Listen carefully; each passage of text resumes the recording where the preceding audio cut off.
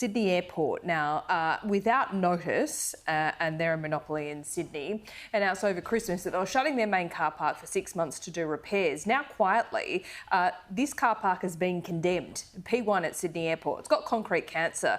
I've looked back at some of the reporting on this over the last 10 years. They make $100 million profit just from the car park alone. This was sold how long ago? Less than 2 years ago. The IFM paid $23.6 billion for it. Do you think they would have expected that that car park would have been better maintained given it's a big cash cow? Wouldn't you imagine that if you were buying an organisation as large as this, and I'll give you a small description of this. Somebody once told me, and they own and run one of Australia's major airports, and they basically said they don't run an airport, they actually run a car park that's attached to an airport, right? They make all their money out of the car parking and out of the retail. The landing rights and all that sort of stuff pretty much, pay the bills. The real money is in the car parking. So you would think that your due diligence might have picked this up on the way through as you were acquiring it, or indeed, if it did not, then there might be legal cases into the future raising questions as to why this was not known before the acquisition was made. It makes for a fairly interesting legal battle, I would suggest, in the future, depending on which of those scenarios plays out. Very interesting indeed. One final question, if I will, because I'm really interested in this because it's a monopoly.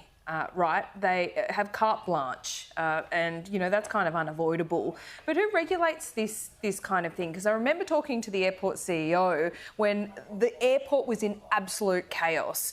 There were apologies saying, "Look, sorry, it's going to get better, but this is how it is post-COVID." But we're still not going to discount the parking for you. You're still going to pay full freight. So they weren't providing the service, but they were still charging the full fees. And remember also, if you've got a major car park like that out of business for quite a long period of time, what does that do in terms of the pressure on the other car parks around the place, and then the price of those car parks? So this is where, of course, having public transport links into airports is so vital, which is something that, say, Melbourne Airport has missed out on for years and years and years. Yeah. But also, really, it's about providing, a little bit like we're talking about with Australia Post, a universal service obligation to the community who use that public facility. That's one of the keys as well. And not only that, Ross, a final here. I keep on saying that, but I love that you're just indulging me.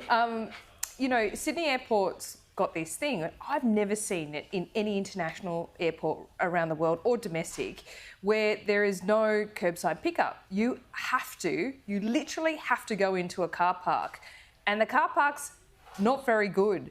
Is there any control over that? Can they just do that without any kind of restriction on them? Well, this is about the relationship that the airport has with government. It's a key piece of Australian infrastructure. It is the gateway to Australia.